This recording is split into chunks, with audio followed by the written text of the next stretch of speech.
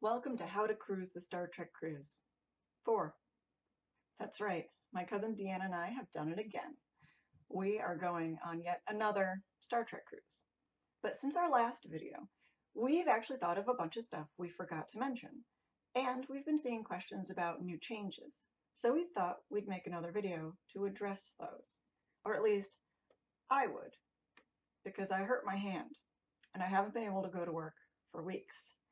I'm bored out of my mind. The very first piece of advice that we didn't mention last time, that I think everybody should do, is to join the Star Trek Cruise 2020 Facebook page.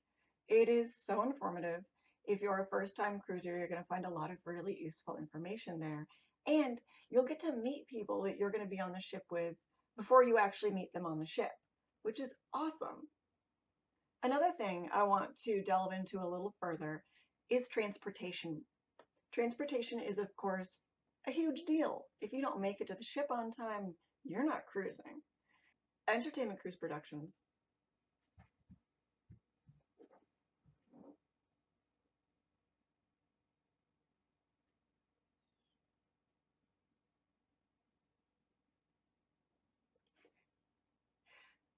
Entertainment Cruise Productions has an agreement with the Miami Airport Blue Lagoon Hotel. It's a Hilton? Yes, it's a Hilton. And they got a bunch of pretty good rates for Star Trek cruisers to stay there the night. And then in the morning, they have shuttle buses, 2 of them, according to past cruises, to bring people that stay there down to the ship the next morning. This year, my cousin and I couldn't get a room in that hotel. We got a much better deal down the road, 2 buildings down the road, that's all, at the Homewood Hilton. It's still a Hilton, but our question was, could we use the 2 bus shuttles at the other Hilton, the Blue Lagoon Hilton, even though we weren't staying there? Was that an issue? So apparently not. If you call Entertainment Cruise Productions and ask them, they will reserve you a seat. I would, however, do it kind of soon because, like I said, in past years there were only 2 buses. And there are a lot more cruisers this year because there's a much bigger ship. I figure maybe more people are staying at Homewood this year than before with us, and those might fill up. So give them a call. Maybe don't wing it this year. If you do forget, we have before, you can show up for the line for the shuttle buses in the morning and they will add you to the list. But just to be safe, call them up. If you can't take the buses, or if you're staying at a hotel, motel, whatever, somewhere else in the area, you can take a cab, an Uber, a Lyft. It's not that big a deal. Just look up where the cruise ship leaves from, in case your cabbie doesn't know. Though I feel like Miami is such a popular place to cruise from, most cabbies probably know where to leave from.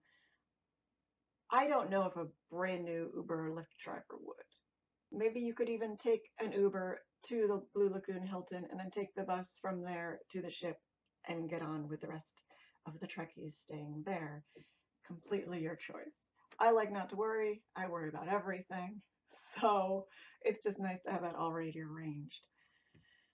Now, after your cruise, getting from the ship back to the airport, if you're not staying a little longer in Miami, in the morning, you get up, go off the ship through customs, get your baggage. You can either grab a cab and take it to the airport and not worry about waiting, or an Uber or a Lyft again, or you can take one of these shuttle buses. If your plan is to take a shuttle bus, you can go to the information concierge. I don't know how it's labeled on this ship because this is a new ship. I'll get into that in a second. And you can ask them to reserve you seats for how many are in your party for the shuttle bus back to the airport. They're going to need your flight information, and they're going to need to know which airport you're leaving from, because they have shuttles that go to both Miami and Fort Lauderdale. To be safe, your flight has to be in the afternoon if you're going to take their shuttle bus. They want to know that you're going to get there in time. They drop you off super early. Like you're there by like 7:30, I think, in the morning. When you call, you don't call Entertainment Cruise Productions for the shuttles from the ship to the airport. You call Royal Caribbean, and they are going to give you a little bit of a confusing talk around. So one woman, the first woman I called, told me that I could not do that and I could only do that on the ship. I called again because I was like, that's BS. I have a feeling. Finally, I got through to, and I'm going to give his name to you in case you can find him and you really want to do this ahead of time. I got through to a guy named Josh who was all set to arrange it for me. So keep calling until you get somebody, maybe Josh, who's willing to do this for you.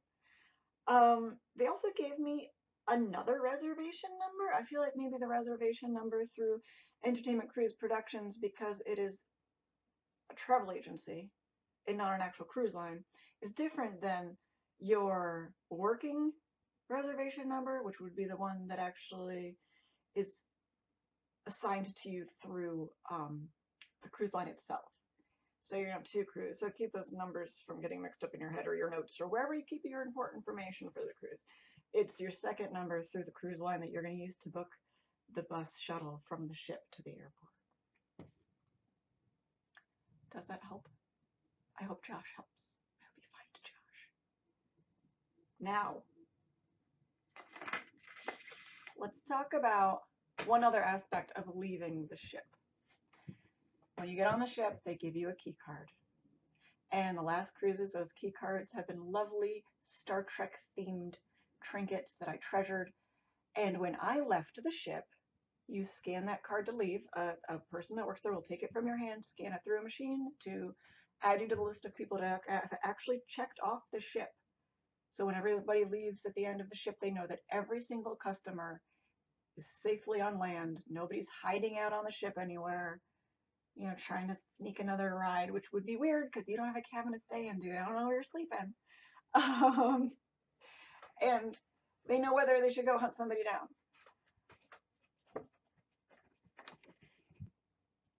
They switch spots. I have two of them. So cute. I can't stand it. I have heard some people say that when they got off the ship, the crew member swiped their card and kept it. There is no reason for them to keep that card. It is, I will show you mine from the last two cruises. I'm framing them. That's how much I love these things. They are Star Trek themed. I can't. Oh, no, well, you know what? I'm on Facebook. If you want to look me up, you're going to know my last name anyway, so I'm not scared about it. They are Star Trek themed. They have your name and information on it. It's not like they're going to reuse them. They're just going to throw them away. If they try to keep your card, you just stand there and say, "Can I have that back?" And don't move until they give it to you. If they feel like holding up that line to keep your plastic card, that's their problem. And I swear to God, every fan in that line behind you is going to stick up for you. They all want their cards back too. So don't let them get away with that. Let's talk about Wi-Fi now. We talked a lot about not having internet access in our last video because we didn't want to pay for it. It is expensive and we are poor. I coupon the hell out of everything in the rest of my life. I never pay full price for anything, not even costumes. I use rebates, I use savings codes, I make them myself. But last year, last minute, my cousin's boyfriend bought us an internet package. It was one phone, one device per room. Now that doesn't mean you have one device and this is the device you use. That just means that only one device can be logged into your room's assigned number Wi-Fi number at a time, which is fine. So when I finished checking my email, I would log out and then my cousin could log in and check her email on her phone. Was it worth it? Yeah, it was cool to get a picture of my dogs to know that they were still alive back home and that my boyfriend hadn't let them run off into the wilderness or get eaten by coyotes. And it was nice to be able, especially nice, to be able to check into our flights the day before on our cell phones without having to go down to the computer. I always want to call it like the computer lab, like you're in college. I gotta go work in the computer lab. It was nice not to have to go down there and wait that last day when everybody, Piper, honey, my love, my pretty princess, do you mind? Do you mind the itching? Darling, sweetness, light of my life, twinkle toes, thank you. It was nice not to have to go down there and wait in line with everybody else who didn't get the Wi-Fi package, who was trying to check into their flights, because that is the busy day. It's the day before. Everybody's down there trying to use the computers, and there were like 10 of them. That might be different this time. I'll get to that.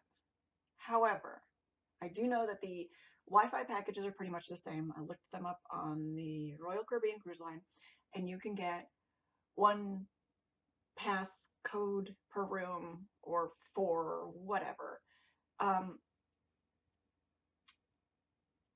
It was nice to a point, but you know what? If you really want to be disconnected, it's totally fine. You can just spend that 20 minutes in the computer lab that one day, and you can feel totally immersed in Star Trek all the other days. It's kind of great not to know the news. It's kind of awesome not to be bugged by home drama that you're not currently a part of. So save a little money if you want to. It's not necessary. Other things not to bother bringing. Your tablet, your laptop. There's so much happening all the time. You don't need them. And on the Norwegian Jade, there was Star Trek on the TV all the time. If you felt like watching Star Trek, a Star Trek movie, and I'm talking multiple channels, it was there for you. You don't have to bring your tablet or laptop loaded with Star Trek episodes for you to binge on, just in case, because it's there for you. What else is available? Well, you can sign up for excursions before you get on the ship. I feel like we made it seem like you could only sign up on board. That is an option, but you can sign up in advance. As the time for the cruise draws closer, and we're 5 months out right now in case you're watching this video at some other date, excursions will become available on the Royal Caribbean website. These are the normal excursions, the ones that do not include a celebrity accompanying you on your trip. Ones that do involve celebrities accompanying you will become available a little sooner, according to past history, on the Entertainment Cruise Productions Star Trek The Cruise website. Now, the difference is price. The one where you are accompanied by a celebrity costs a wee bit more. And, of course, you might be going on an excursion with somebody who was on the show or did something involving the show that you might really admire. So if doing that with somebody you admire means that much to you, pay the little extra. We haven't really thought it was necessary because the actors and celebrities are all over the ship, or at least they have been before. Of course, the Jade was a much smaller ship, but we ran into people in the hallway and the elevator and the dining areas all the time, waiting outside the bathroom, in the gym, in the hot tubs. They were all over the place. So we didn't really feel like we had to pay more money. I like my cup. I'm sure a lot of you have this cup. Another thing we forgot to mention last time is the door decorating contest. Yeah, so there's a door decorating contest, and it's kind of awesome. You don't actually have to enter, you just have to decorate the door to your cabin. And some poor soul has the job of walking up and down every corridor on the ship and taking note of every cabin door. You have a couple days to set it up, I think. We set ours up the first night, and it was not much last year. It was really kind of like, oh my God, we forgot to bring something. We have all of this stuff. Let's tape it to the door, because we brought a lot of body tape for costumes to make sure they stayed on while we were dancing. But it still counted. We still got into the competition. Somebody noticed our silly pictures on our door. At the I think it's the night before the last night or the last night, there'll be an event or a show you attend, and before the show, on the big screen, they'll show all the pictures of the contestants. Or you can just walk around the ship and see doors. It's also a great way to explore the ship and see maybe the nicer cabins that you may not be staying in. How big is the door, you ask? Well, we have clever little spies out there in the world going on other cruises, and some of those other cruises take place on the new ship. We're not on the Jade this year, but we'll get to that. On the new ship, your average door measures 78 by 28 inches. Now you can cover this in any sort of decoration you want. I would Google Star Trek the cruise door decorations just to see what other people have done in the past. There's this shower curtain you can buy. I think it's a shower curtain, or maybe it's just a door cover. I don't know. It looks like the transporter pads from TOS. Swear to God, there were 30 doors wearing that same outfit. Who wore it better? Don't know, but none of them won. You have to be a little creative. I already got my idea rolling. It's kind of staged in my basement. I am hot gluing the heck out of it. But I'd like to see what other people do. So come up with your best idea and good luck. I'm not sure what the winner wins. Probably just bragging rights, but it's so much fun. Why not? Why not do it? It's like the same deal with costumes. Just wear costumes, guys. No reason for normal clothing on the entire cruise. There's a lot of undercover Trek you can wear that only a true fan will recognize you out and about wearing. Like, oh my God, that's a Wesley Crusher sweater. Look at you at the airport in a Wesley Crusher sweater. And a lot of other costumes of that nature. So from airport there to airport back, there's no reason not to be wearing Star Trek, as far as I'm concerned. Door decorations, costumes. I've already gotten a small number of commissions for costumes, and we are 5 months away.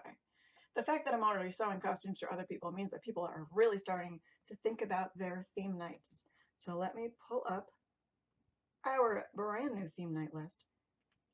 Our theme nights this year are, first, the Starfleet Pajama Party. And it doesn't have to be fuzzy pajamas, you know? It's whatever somebody might sleep in. So if you just have like, who knows, you know? Maybe I should also do some videos on costumes. Probably. Whatever your interpretation of pajamas from Star Trek might be. So, maybe it's a negligee. And this is a adult cruise. So, hey, why not? Our next theme night are the Adventures of Captain Proton. I had to go back and watch all of these episodes recently because I remembered, but I didn't remember costume specifics. And now, I still have no idea what to wear. No idea. Because I know all the main ones are going to be done. Everybody's going to do the twins, and everybody's going to do, well, everybody. So, something different. The robot, maybe? He's not very packable, though. He would have to be my suitcase. I don't know. We have Gorn's Galactic Gala. This is a fancy dress is the wrong word, because I know in the UK that means costume. I mean, it is costumes. It's costumes. This is a wear your best party. So glittery evening wear. You know what?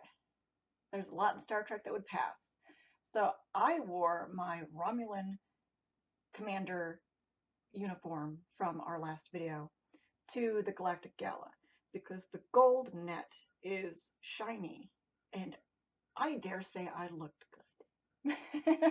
I looked just fancy enough, damn it. And I have another one, another fancier Romulan commander version, which is much more bedazzled. But it was almost too much. I felt like that was too much. But maybe, yeah, I'll bring it again. Whatever. Um, so yeah, it it doesn't have to be a ball gown. It can be maybe your Star Trek Admiral uniform. Anything a little dressier than your normal Star Trek. Rice's Festival of the Moon.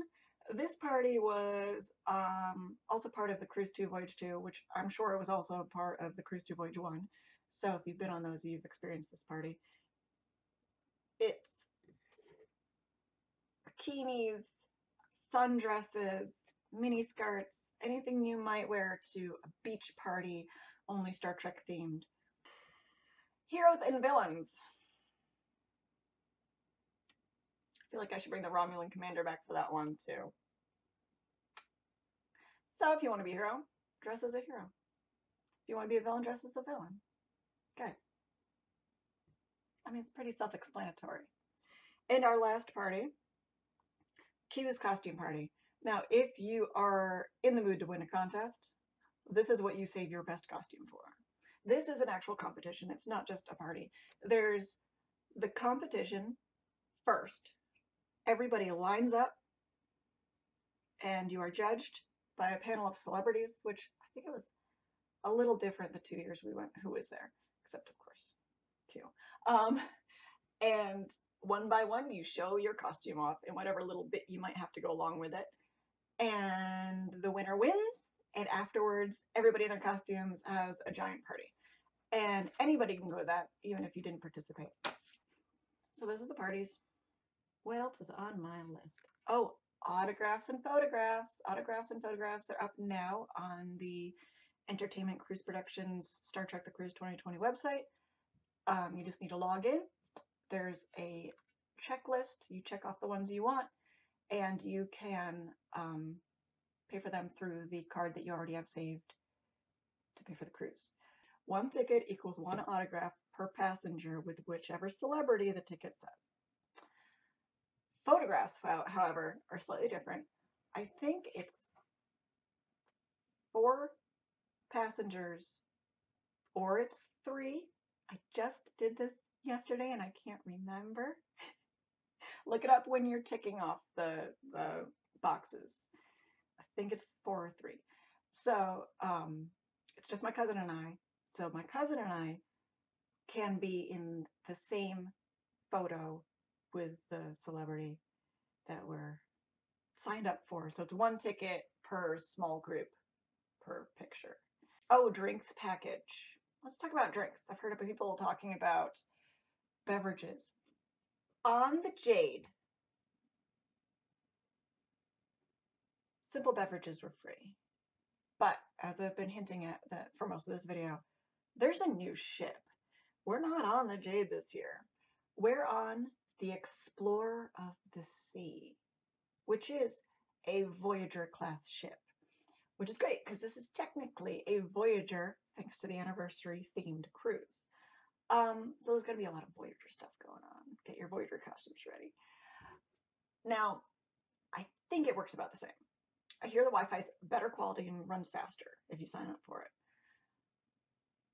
But I'm pretty sure the food and beverage aspect is about equal on all cruise lines. I think if you go to the dining common, which is like the buffet area, you can get simple drinks like milk, juice, tea, coffee, water for free.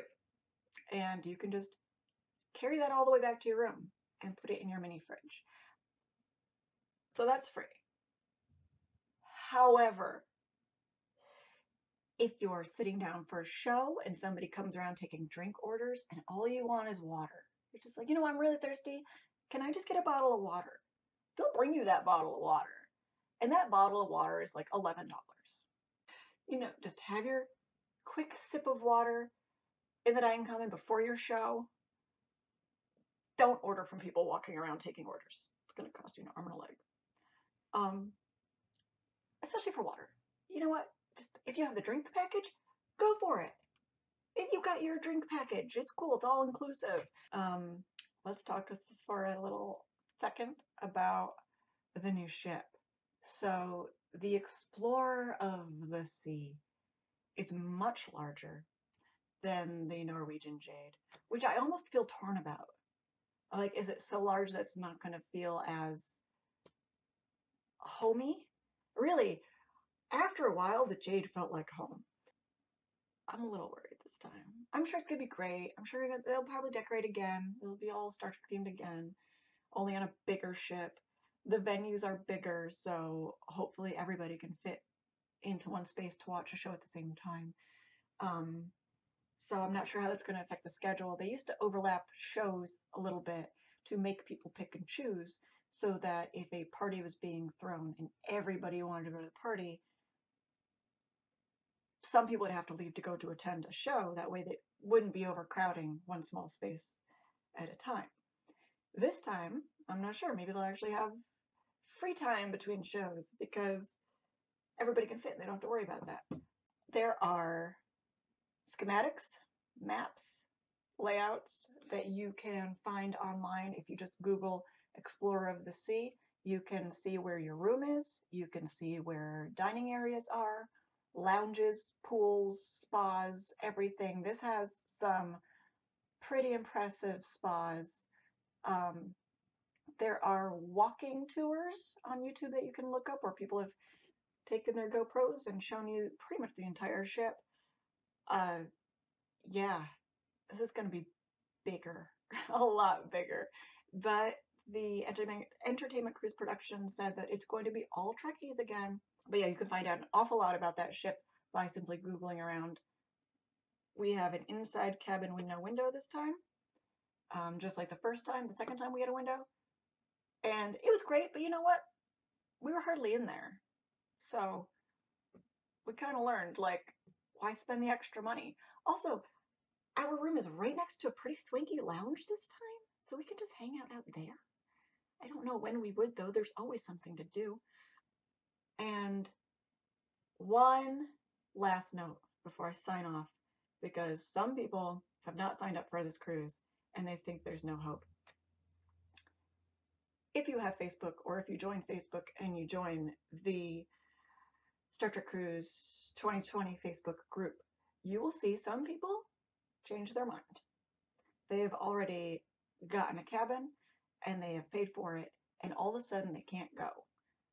And this is your chance. You can wrangle a room through somebody who suddenly can't attend. It's a long shot. There are plenty of other people on that page vying for the same thing, but it is being done. So you both agree, the person who's giving up the cabin agrees with the person they decide to give it to that's going to happen, and then you arrange it through Cruise Productions, and you could get yourself a room. Even though it's sold out, there's still a chance. I know there's a wait list as well, and that's done exclusively through the Cruise Productions. They handle all of that.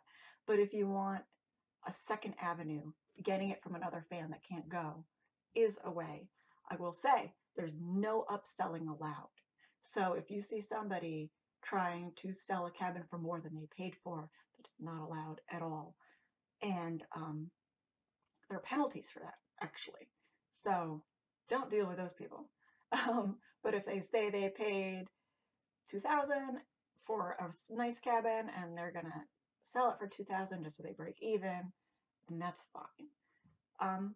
So that's your chance if you're not actually signed up for this adventure and you want to be. With that being said, I think that's everything on my list. If I think of more, I'll make another video. And maybe I really will make a few videos about costumes, because I feel like another thing I'm seeing online is people asking a lot of costume questions. And I want everybody to feel like they have access to great quality, great looking, affordable costumes. Yeah.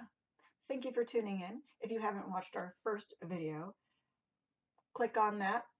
I feel like it's maybe a little longer than this one, but it involves me and my cousin. I'm a chatty Cathy, so I feel like I talk too much in that one. But This has been Brooke, and in co-production with my cousin Deanna, this has been How to Cruise the Star Trek Cruise 4. Or maybe it should be the Star Trek Cruises. I feel like this might keep happening. I hope this has been helpful. If you have more questions that maybe I haven't commented on, ask them in the comment box below. Yeah, happy sailing. Live long and prosper, everybody.